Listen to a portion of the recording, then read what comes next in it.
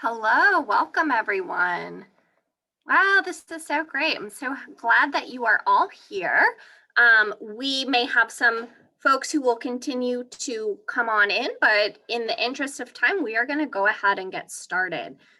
So I would like to introduce myself. My name is Alia Georges. I use she and her pronouns, and I am the Assistant Director of Admission at Olin College of Engineering. So to welcome you to Pursuing a STEM Education in Massachusetts, I'd like to say how grateful I am to have my three partner institutions that are here today.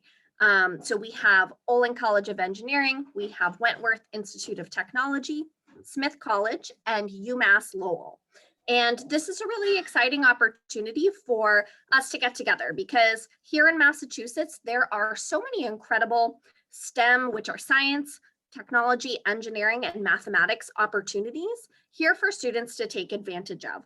On the academic side, there are so many institutions of higher education in not only the Boston area, but throughout Massachusetts. And there's a real energy and vibe to this area of just so many people engaged in learning at school and from one another. And in addition to that, there are some incredible professional opportunities in this area as well, in terms of STEM companies that students can do internships and research with. So we wanted to kind of bring some of the institutions from the state here together to just share with you a little bit about our institutions as you're going through your college search. So you'll notice that our institutions are very different from each other in terms of size, location, style of education, and many other things. But one thing that we share is a excellent sort of set of programs that are focused in the STEM areas. And we're excited to share that with you tonight. So to go through the agenda, each college is going to have a chance to share a little bit about their school with you.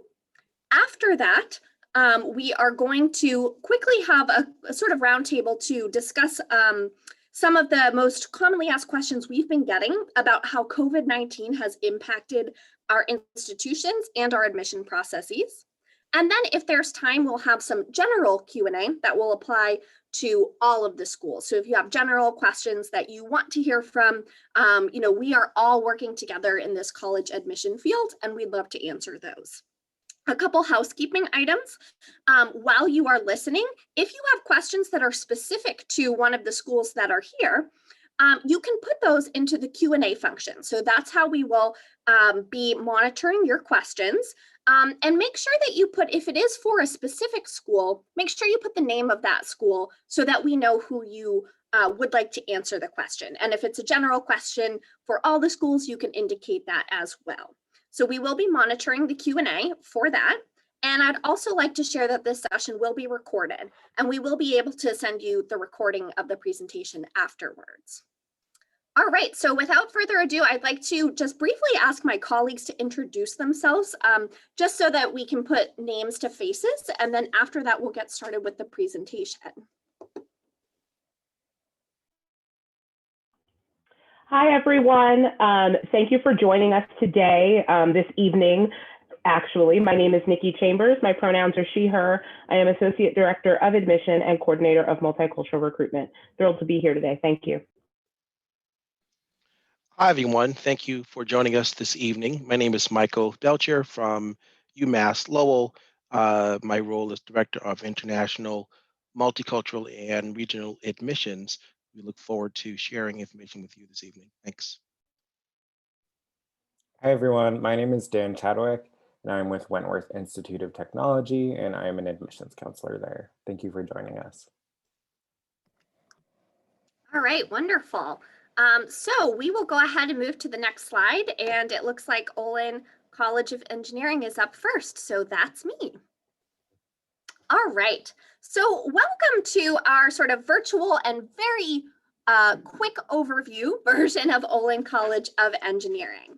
And if we go to the next slide, I'd like to show you sort of what our campus looks like. So because we cannot be there today, I'd like to show you a picture of what we call the Oval, which is the central green space in the middle of Olin's campus. So I'd like to welcome you there, and we'll start with just some highlights about Olin College of Engineering. So first of all, our location. So we are located in Needham, Massachusetts, which is a suburb of Boston. It's about 14 miles west of the city. So it's a pretty incredible gateway to different types of opportunities that are here in Massachusetts. So we are within the Boston metro area. So our students are able to explore the city as well as access professional opportunities that are in the Boston area. But we also have access to, the incredible nature that New England has to offer. And we're located in a more sort of laid back kind of suburban area. One thing about our location to note is that we are located in very close proximity to two other colleges that we have a partnership with. So this is called the Babson Olin Wellesley 3-college collaboration. And it consists of us, Olin College of Engineering, as well as Babson College, which is a world-renowned entrepreneurship and business school located literally right next to Olin's campus, as well as Wellesley College, which is one of the world's top women's liberal arts colleges, which is just a couple miles away from Olin and Babson.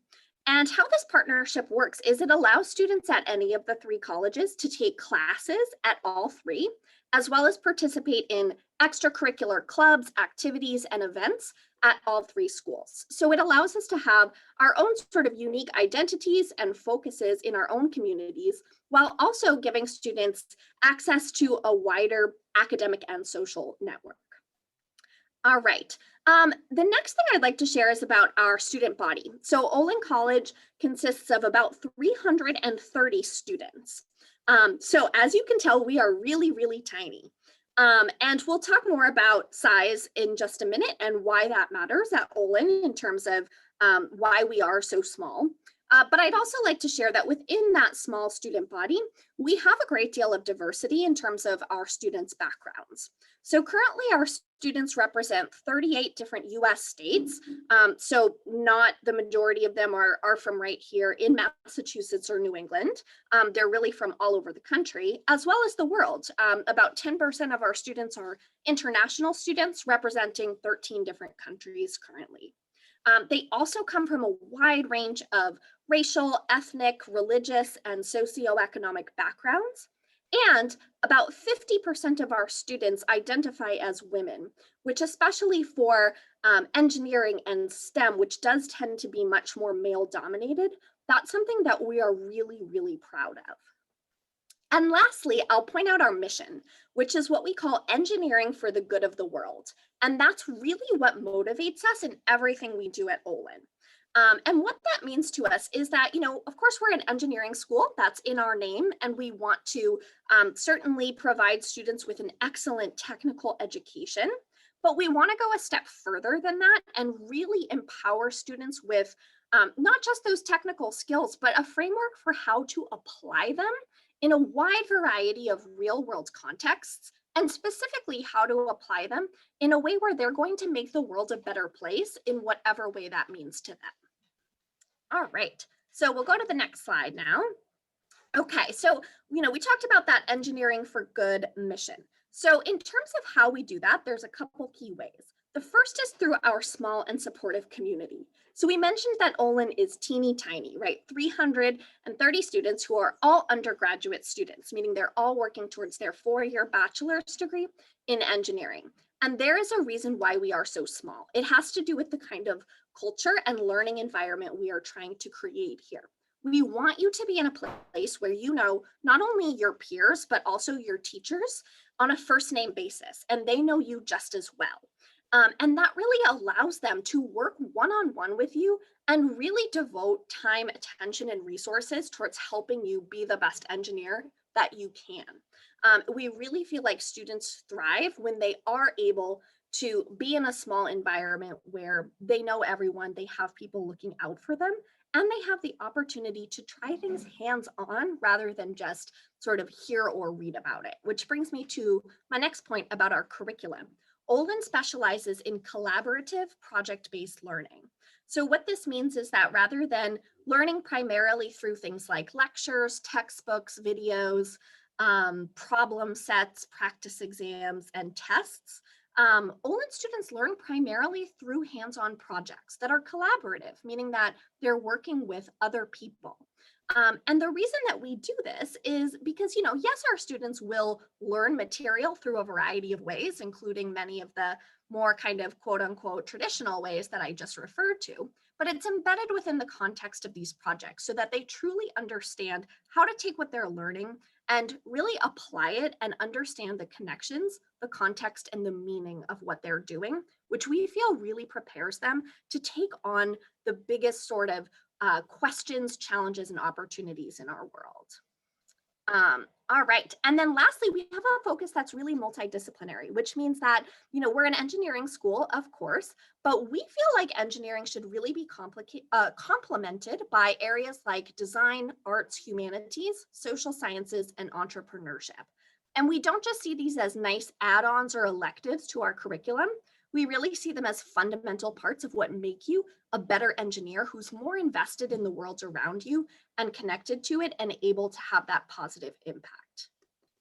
All right, next I'll share our majors. We have 3 majors here at Olin, which are mechanical engineering, electrical and computer engineering, as well as an engineering degree that comes with a concentration. And for that concentration, students can choose design, computing, which is kind of like Olin's version of computer science, but again, it's a lot more multidisciplinary and connected to some of these other majors than in a traditional computer science program. There's also a robotics concentration, bioengineering, and a self-designed concentration. So if a student has an interest that maybe they don't see reflected in these choices, they may be able to work with a professor to create their own major. And although these are our major offerings, I like to point out too that students don't have to actually pick out a major until almost halfway through their college experience if they don't want to. So they have a lot of time to explore and really figure out what they want to do before they have to commit to a major. All right, and then for our last slide here, we'll move on.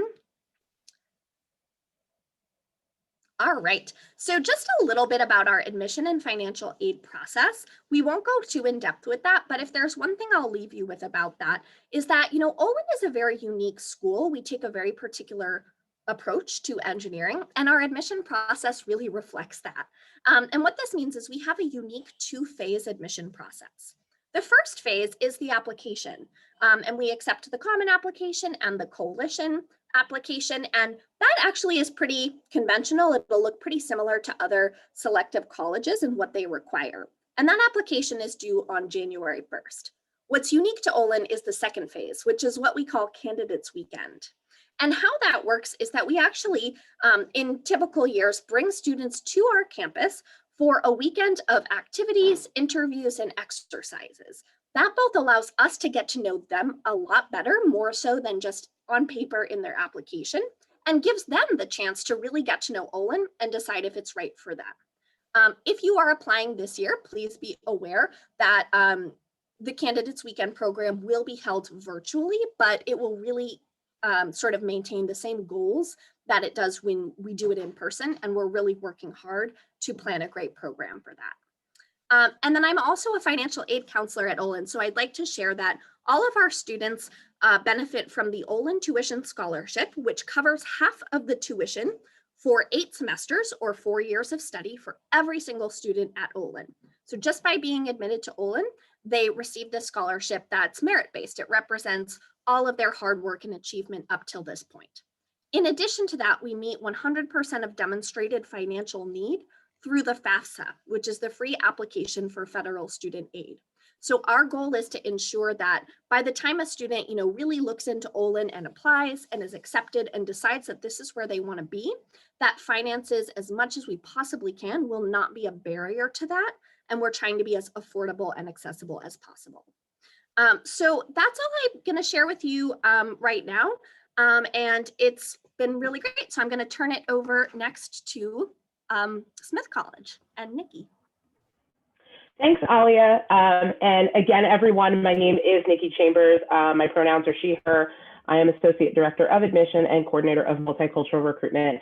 And I'm delighted to be here today to talk to you a little bit more about the unique academic experience of pursuing a STEM education at Smith College.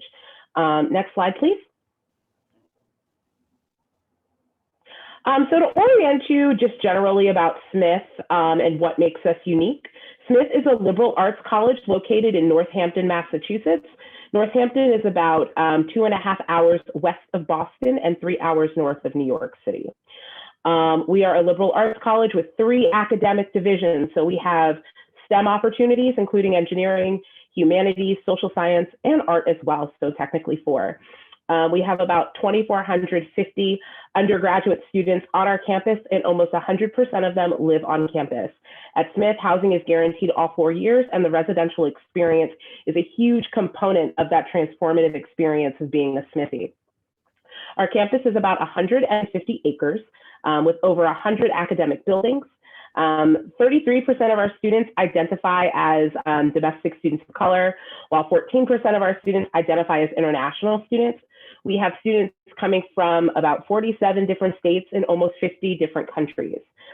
We are also a member of the 5 College Consortium, so our students not only have access to the academic and co-curricular opportunities at Smith College, but they also have opportunities to pursue academic and co-curricular opportunities at Mount Holyoke College, Hampshire College, Amherst College, and the University of Massachusetts at Amherst. Next slide, please. So STEM at Smith. I think what makes Smith such a unique place to pursue STEM is our open curriculum. So with our open curriculum, we do not have any general education requirements of our students. So that means that students are choosing courses that genuinely speak to their interests. So you're not pursuing any general education requirements. We do not have any core curriculum requirements. Our only requirement is that students pursue a first-year seminar course. It is a writing-intensive course that students will take at the first semester of their first year at Smith. And it's writing intensive because regardless of whether you major in a STEM field or anything else, writing is required of you. And in order to be a good scientist, in order to be a good researcher, honing in on those writing skills will allow for you to be successful regardless of what career path you choose. So making sure that our students are set up for success in that way is a reason why we ask students to take that first year seminar course. It is a multidisciplinary course, so you'll find it in a host of different disciplines.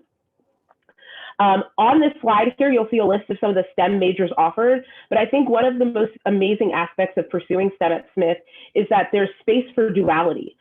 So if you are someone who loves STEM, maybe you love biology, or maybe you love computer science, or you love environmental science and policy, but maybe there's another side to you that you also love to pursue as well. Maybe you're someone who loves to write, so maybe you're thinking about how you can also marry your interests, maybe how you marry your humanities interests with your STEM interests. This is the place to do that. This is also the place to pursue STEM full throttle if you don't have any of those intersecting interests. So there's space for that academic dexterity here at Smith. One of the other and unique aspects of pursuing a Smith education is also the mentorship and faculty support that students have here. So we have a student-faculty ratio of 9:1, an average of class size of 19. Every student on campus gets paired with an advisor. So there is ample support for students as they're navigating this new community, as they're looking for opportunities to pursue STEM more rigorously. And pursuing STEM at a women's college means that our students will be twice as likely to pursue a STEM-related field, and they're also twice as likely to pursue graduate studies. So they're twice as likely to get a master's degree, a doctorate, or a medical degree. Next slide. I think one of the most common misconceptions about liberal arts colleges is that there's no space for research at all, and that couldn't be further from the truth. Smith is an institution that only serves undergraduate students. So what that means is whenever our professors are pursuing their own research, whenever they need that horsepower, whenever they need assistance in pursuing research projects, those opportunities go directly to our undergraduate students. About 80% of our students will conduct full research or one-on-one lab work with a faculty member before they graduate. Just to give you 2 examples of the way some of our students pursue research projects at Smith, we have our Summer Undergraduate Research Fellowship, which is funded summer research for students who live on campus for the summer. I've listed some examples of past research projects here. And for students who are historically underrepresented in the STEM field, we have our AIMS program, which stands for Achieving Excellence in Mathematics, Engineering, and Sciences. And I've also listed some of the past research projects that those students have pursued as well. Research is an opportunity on our campus that is ubiquitous and easily accessible to our students if they want that. It is not uncommon for a Smith student to go co-author a paper with a faculty member. It is not uncommon for a Smithy to go to a conference with a professor and co-present with that professor and that professor's colleagues. And I think our students are so mature and so poised that they often get mistaken for graduate students. So our students are very comfortable navigating these spaces. And all that really does is just increase your confidence so that when you go on to the next phase of your career or your educational life, you are armed with those tools to do successful research. Next slide. And I will just give you the need to know for admission and financial aid, and I will obviously be here towards the end of the presentation. Should anyone have any follow-up questions, you can also ask them in the chat. If you are interested in Smith, please know it is free to apply. We do not charge an application fee. You can use the common application or the coalition application. We practice holistic admission, so we don't have any GPA cutoffs or any metrics. We are going to evaluate your application in full. We've been test optional since 2006, so that's 14 years of test optional history. So we are very well equipped with managing and reading other aspects of the application that do not include testing. We have 2 rounds of early decision. Those deadlines are listed on the PowerPoint, and so is the deadline for regular decision as well. Smith meets 100% of demonstrated need and gives out about $70 million in aid to students. And over 65% of our students receive some sort of need-based financial aid. We also have merit aid as well. There's nothing extra you need to do to be considered for that. You'll just submit your application as it is, and we'll pass it along to the proper channels. With that, I'm going to turn it over to my colleague, Michael, at UMass Lowell. Thank you, Nikki. And again, my name is Michael Belcher. I serve as Director of International, Multicultural, and Regional Admissions at UMass Lowell. I'm really pleased to share information with you tonight about the University of Massachusetts Lowell. If we can go back to that first slide. We've been here for 125 years, helping students pursue their dreams and their passions in the classroom and beyond. We are a comprehensive public research university offering 120 bachelor degree programs, 40 master's degrees, 30 doctoral degree programs. So you can complete your bachelor's all the way through your doctoral programs at the University of Massachusetts Lowell, including a number of outstanding accelerated bachelor master's degree program options. So within 5 years, you can complete both your bachelor's and master's degree. We call that the 4+1.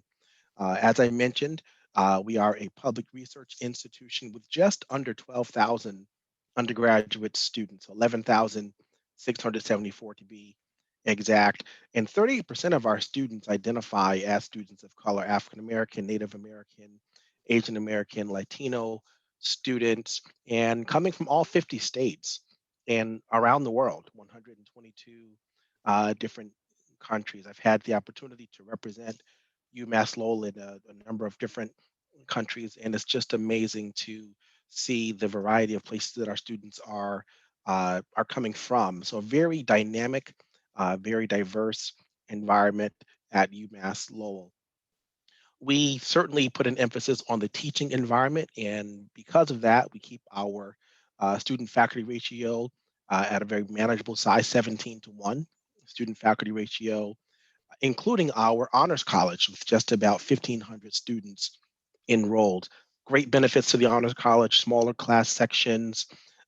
You graduate with an honors college distinction on your diploma, faculty advisor, specialized housing options for the honors college. So great opportunities there. But again, the top tier national research university is characterized by U.S. News and World Report. Next slide. Great, thanks so much. So what does STEM look like at UMass Lowell? We have a strong tradition in the STEM areas, the engineering and the sciences, health sciences as well. If we can go back to that previous slide, that'd be great. So I thought it would be helpful.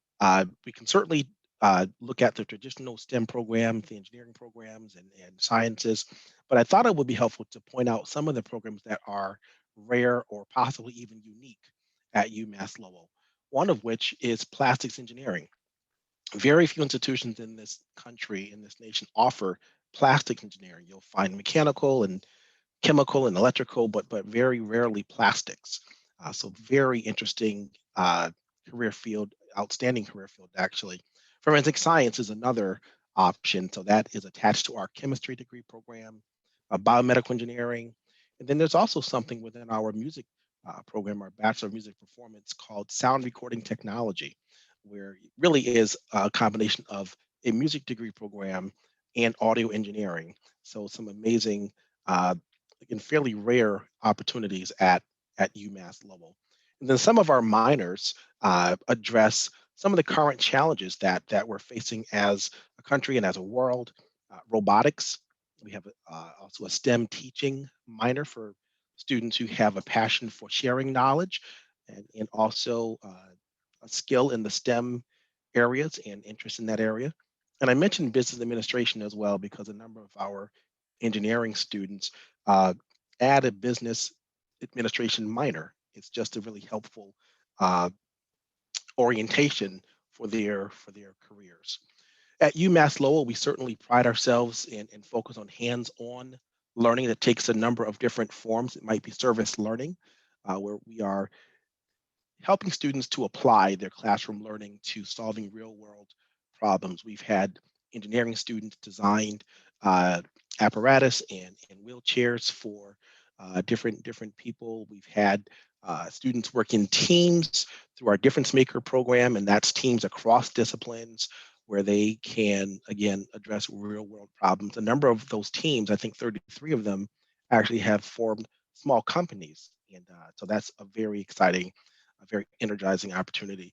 Research is available from day one, from freshman year through senior year. Opportunity to work with faculty, be it on a particular project. We also have the immersive scholars opportunity for selected students again to do research with faculty members or possibly study abroad.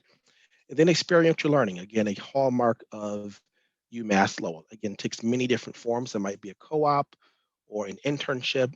Our students are highly sought after and are certainly very competitive in the co-op and internship fields. Some of the companies that we've worked with, Raytheon, Bose, Genzyme, a number of companies, we really take great advantage of being located in the Merrimack Valley, just about 40 minutes northwest of Boston, in the technology belt around 495. So it's a really helpful uh, location for our students seeking those internships and co-ops.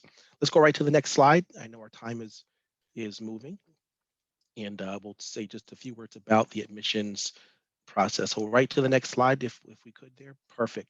So when you're looking at UMass Lowell admissions, you're seeing an average of just about a 3.65 for enrolled students and average SAT around a 1239, but really looking for a strong B average. And students applying to the STEM majors would also want to have a strong B average in the math and science courses from high school. Uh, we are in the midst of the application season now as we speak. So you see the application deadlines: early action 1, early action 2, and then regular decision. And certainly we accept all of the standard formats for the application: the common application, coalition, and then our own UMass Lowell web application. Uh, and just to mention, if you are interested in a merit scholarship, there's not a separate application that you need to complete. We make those decisions about merit scholarships just based on your admissions application. The same thing is true for the Honors College as well. So just make a note of those deadlines, including the FAFSA deadline of March 1. And we would be very happy to answer questions in the Q&A portion and after the presentation. So with that, I will turn it over to my colleague at WIT. Awesome. Thank you, Michael. So just to introduce myself again, my name is Dan Chadwick, and I'm an admissions counselor here at Wentworth Institute of Technology. So we're just going to be showing you what a STEM education looks like at Wentworth specifically, kind of what sets us apart from our other institutions and how we're unique in that different way. So Wentworth was originally founded in the year 1904 And we had the purpose of furnishing education in the mechanical arts, and we were initially a technical school. Today, in the 21st century, we've really grown into a university that focuses on STEM-based programs. So you can see the breakdown of our student demographics, but we sit around 4,500 undergraduate students. So we're about a small to mid-sized university. At Wentworth, we do have 20 different majors. So we are pretty specific in our different specialties, and we have 24 minors as well. So we have 5 different schools at Wentworth that focus on our kind of main focuses at Wentworth. So architecture, computer science, engineering, sciences, management are all focuses that Wentworth has specifically. So it's a really STEM heavy school. And as you can see on the photo on the left on their slide, from our beautiful photo on campus, Wentworth is right in the city of Boston. So Wentworth stretches across 31 acres of the very hub of Boston. And Boston's a very diverse, dynamic, and tech-focused city. So we really are a campus in the city. The quad, we have trees and outdoor places for our students to hang out. It's also nice because Wentworth is very walkable. So to get anywhere on campus is just like a 10-minute walk minimum, or no longer than 10 minutes, sorry. All of our buildings are adjacent to each other, so there's no need for shuttles across the city or taking public transportation to get anywhere on campus. So it's really nice being in the city, but also still having that small campus feeling within the city. So our campus is also sandwiched between 2 MBTA T stops, so it's really accessible to get into the city. And also Boston just being a great area for STEM focused students for co-op opportunities, which I'll talk about in a little bit. And we are really just close to different landmarks in Boston. We're right down the street from the Prudential Center. We're right across the street from the Museum of Fine Arts. We're about 10 minutes walking distance from Fenway Park as well. So it's really great to just kind of explore the city also. And in terms of being on campus, we do have 4 years of guaranteed housing on campus, which is great for being a school in the city. So if you want to go to our next slide, I'll tell you a little bit about what a STEM education looks like at Wentworth. Thank you. So STEM is pretty specific at Wentworth and the things that we have to offer for our students. And there are 3 things that make a STEM education at Wentworth unique. And I'm going to talk a little bit about each of those. So the first thing is our small class sizes that have a project-based curriculum. We also have a world-renowned co-op program, and we also have an amazing return on investment for students. So here at Wentworth, we're a small school with small class sizes, and this really just results in a supportive, collaborative, and close-knit community, just promoting strong bonds among your peers and among your faculty members as well. So we have an average class size of 19 students, an 18-to-1 student to faculty ratio. And inside the classroom, we try to focus on project-based curriculum. So if you're a kind of student that likes to learn by using your hands, instead of just sitting in a lecture hall, listening to your professors and taking notes all day long for all 4 years, then Wentworth is definitely a great place for that.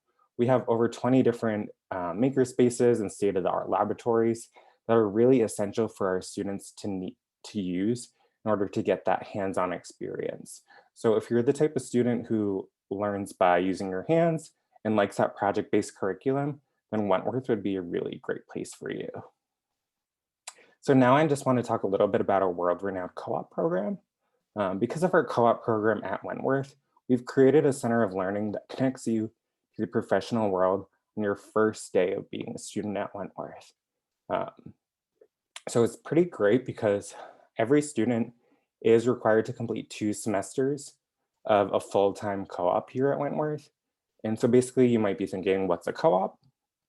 So a co-op essentially is a full-time internship.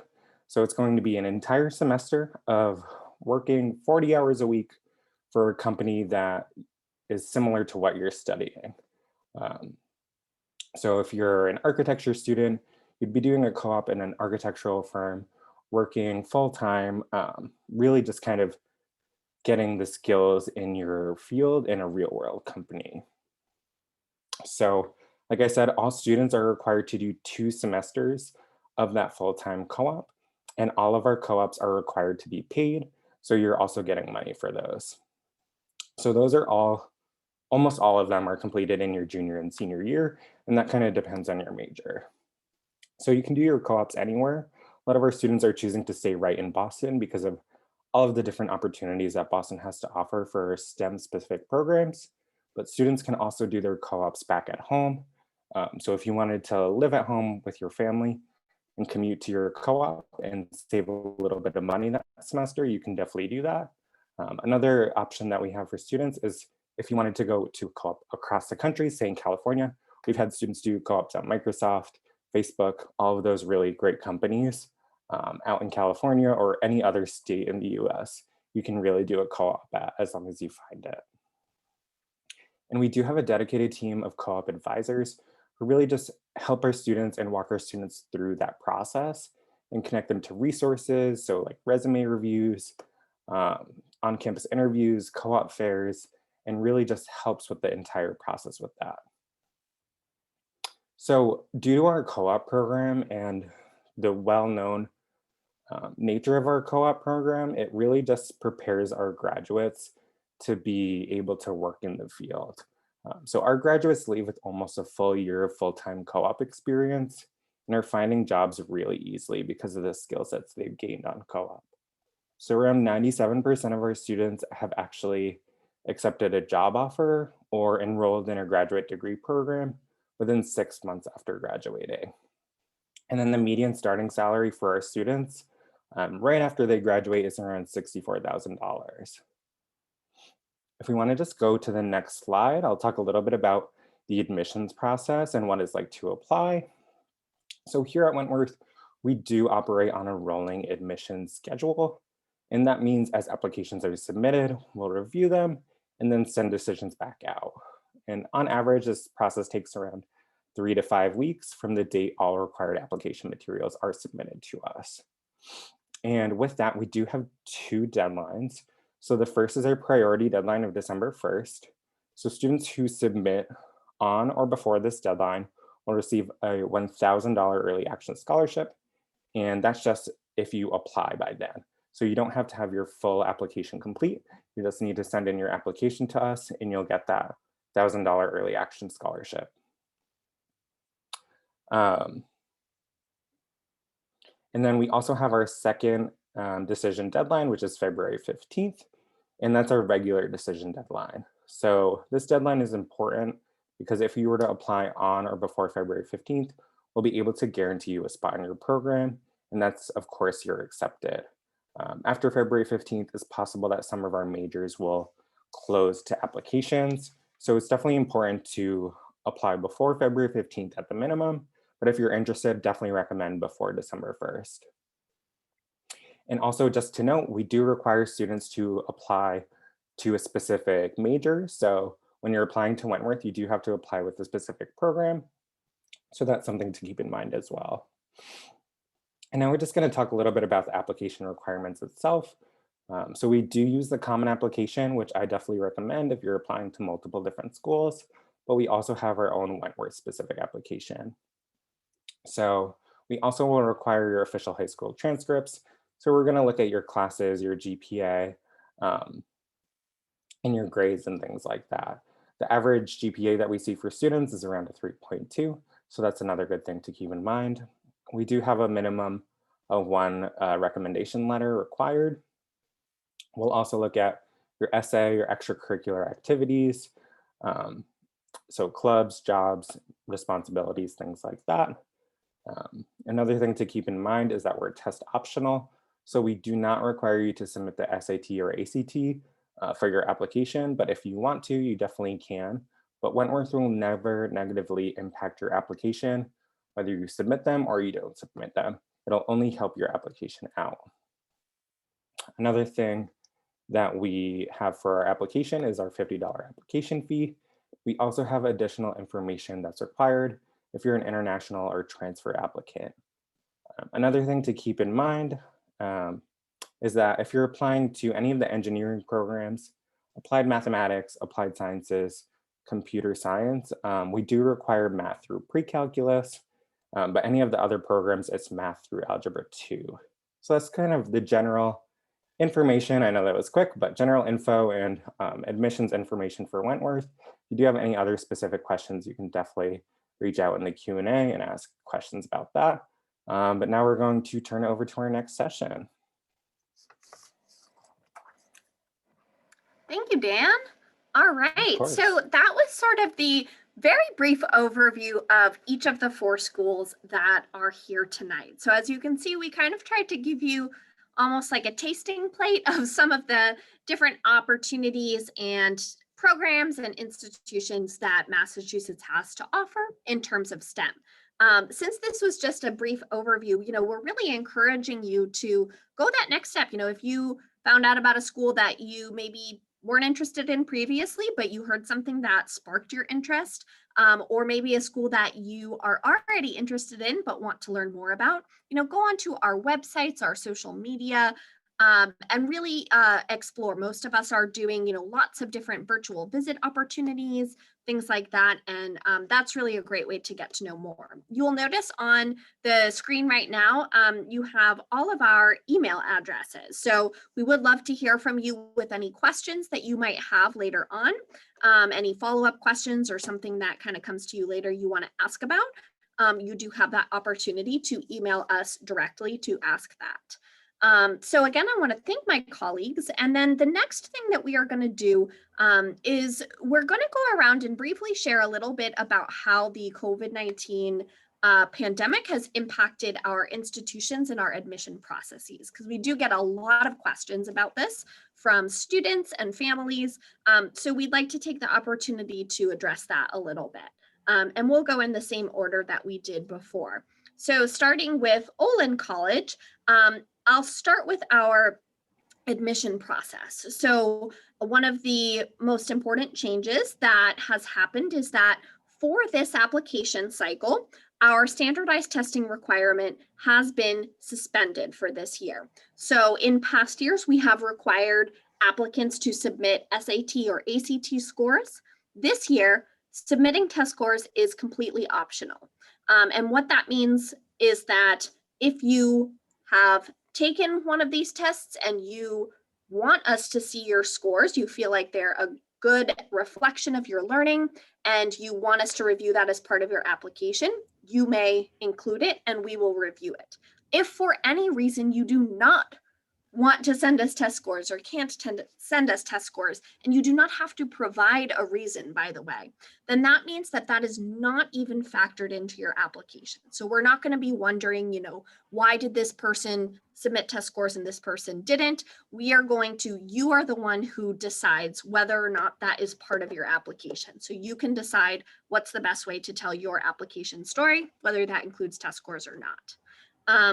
The other major change is I talked about our Candidates Weekend program earlier, which is a really important part of the application process at Olin. And this year, that program will be held virtually sometime in the spring, around February to March, which is typically the timeline it is normally held, although this year it will be held virtually. So students who are invited to Candidates Weekend, they will find that out after they apply and we've reviewed applications, and we'll give them all the details that they'll need to engage in that program virtually. And then I think just a general thing that I'll say kind of on behalf of all my colleagues here is that really the name of the game this year is flexibility. So we understand that lots and lots has changed for so many students. Maybe your grades from last year were transitioned to pass fail, or maybe you haven't been able to participate in clubs and activities that you normally are. Maybe, there's a lot of potential stressors in the world related to the pandemic as well. So we understand that this situation has impacted so many students in different ways. So know that we will be patient and flexible with you. and that you also do have the opportunity to, if you feel it's important for us to know something about how the pandemic has impacted you or your academics, you do have that opportunity to share that if you would like to. So next up will be Nikki. Yeah, as I mentioned earlier, Smith has been a test optional institution since 2006, but a recent development this year in light of the pandemic is that we are now test optional for international citizens as well. There is a language proficiency requirement, an English proficiency requirement in our admissions process, but we are test optional, meaning we do not require SAT scores, ACT scores, or subject tests. And your application won't be penalized in any way should you not submit those pieces of information. We are encouraging students to utilize the Common App or the Coalition application to report any inconsistencies or interruptions in their learning due to the pandemic and any results that have happened to your respective schools as a result of the virus. But in light of all of these rapid changes as a result of everything that is going on, I would like to say that what Smith is looking for in its students has not changed.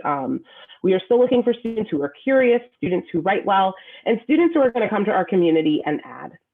So that's it for me. Michael? Thank you, Nikki. I echo what I have heard from yourself and Aaliyah. Just the ability to be flexible is really what we're focused on this year. We are test optional as well and have been since 2015. One minor change with our test optional approach this year is that we are not requiring an additional essay.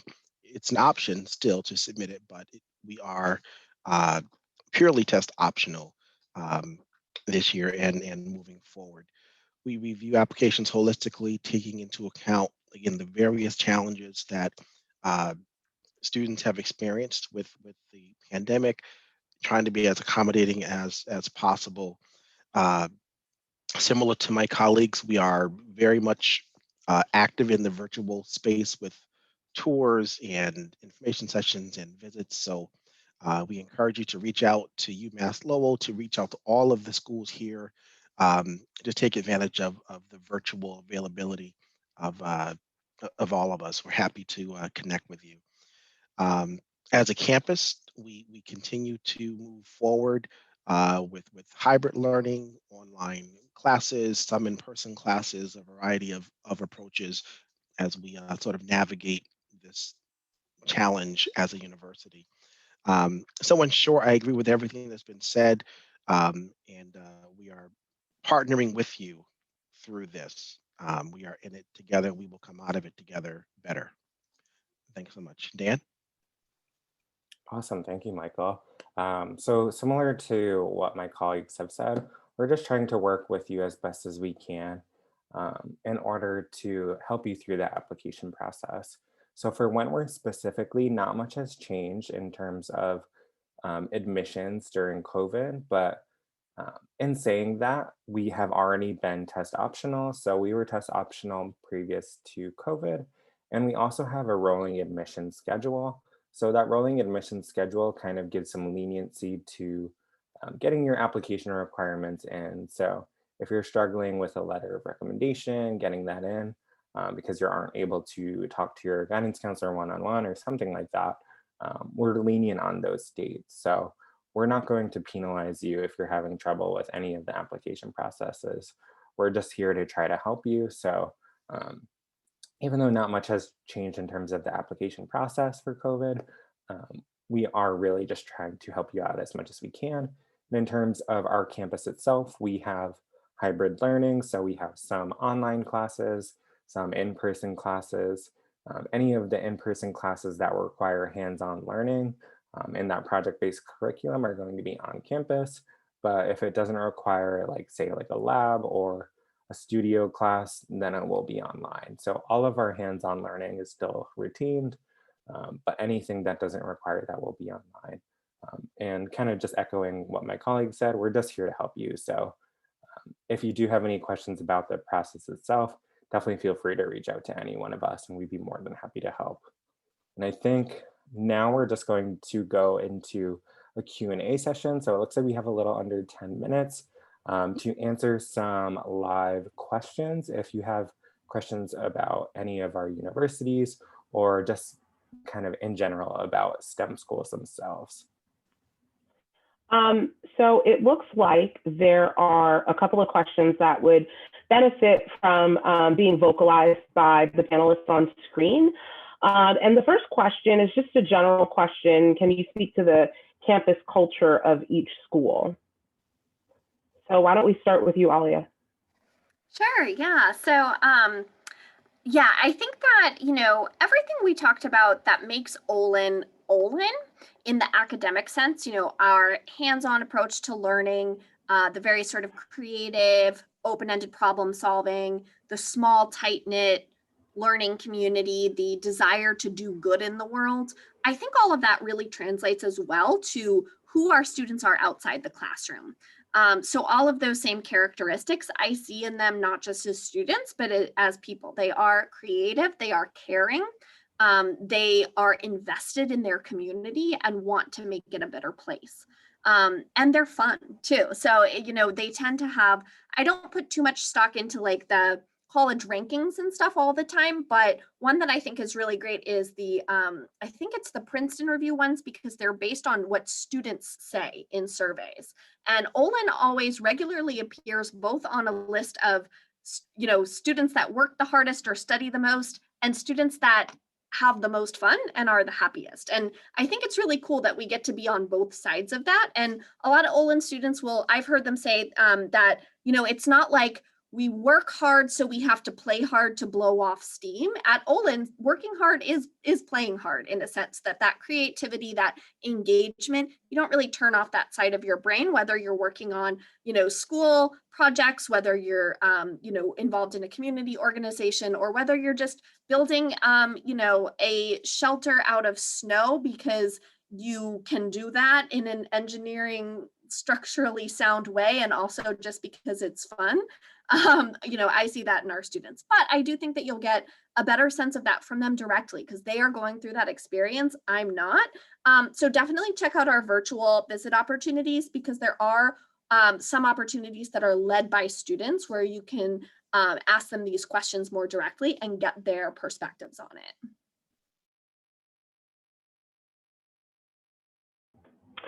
At Smith, I would say that the three characteristics that I see in our students are one, students who are intellectually curious. I think going to Smith, you love learning for the sake of learning, and the letter grade and the accolades and the academic achievement is a byproduct, but there's an intrinsic love of learning that is ubiquitous among our students. And I think it really heightens the level of engagement in our classrooms as well.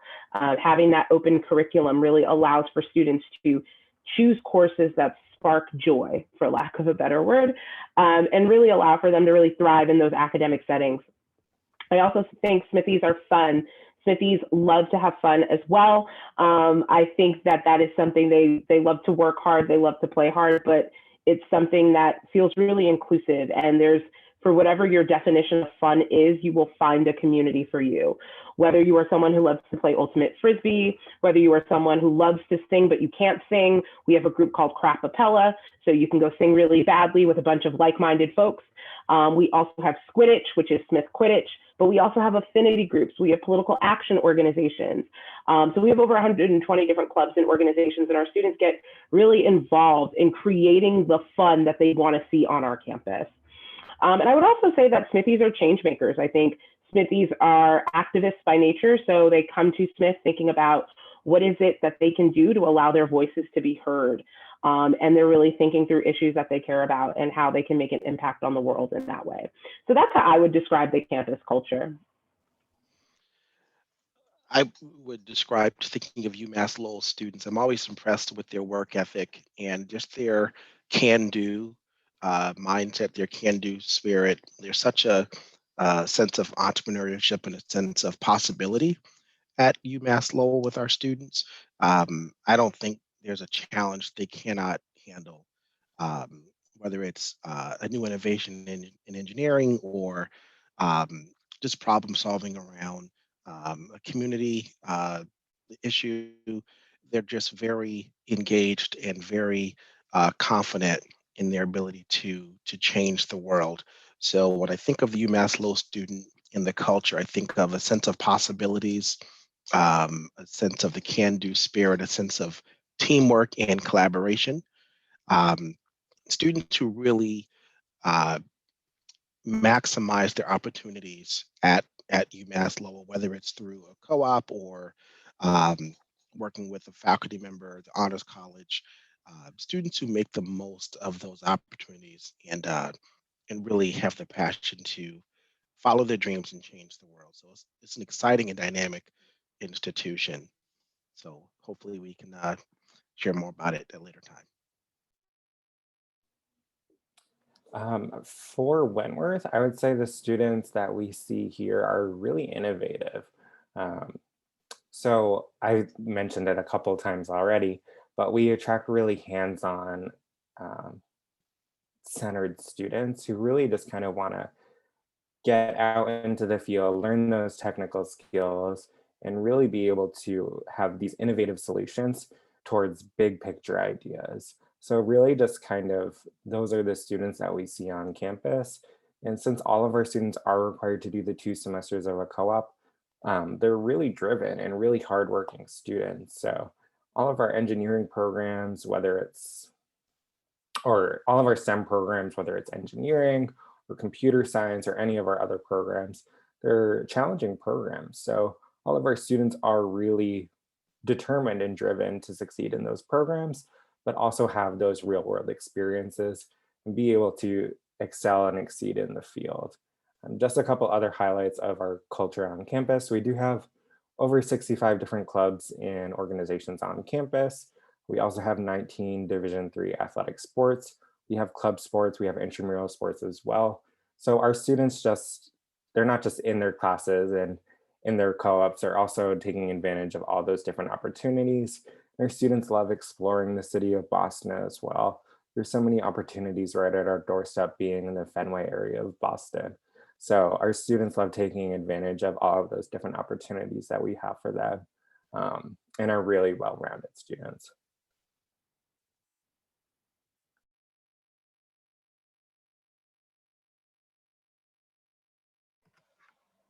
Wonderful. Well, thank you for those answers. And it looks like we are at the end of our time here. So if and it looks like we were able to answer the questions that were asked during the event. If we did not get to your question, we will have the transcripts of the questions as well as the questions that you submitted ahead of time, some of which were great specific questions that we'll be able to follow up with you after.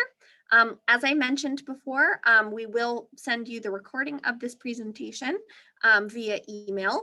So, be on the lookout for that. And please continue exploring our colleges and others and get in touch with us if you have questions. But for now, I'll just say thanks for coming and stay safe and have a good evening.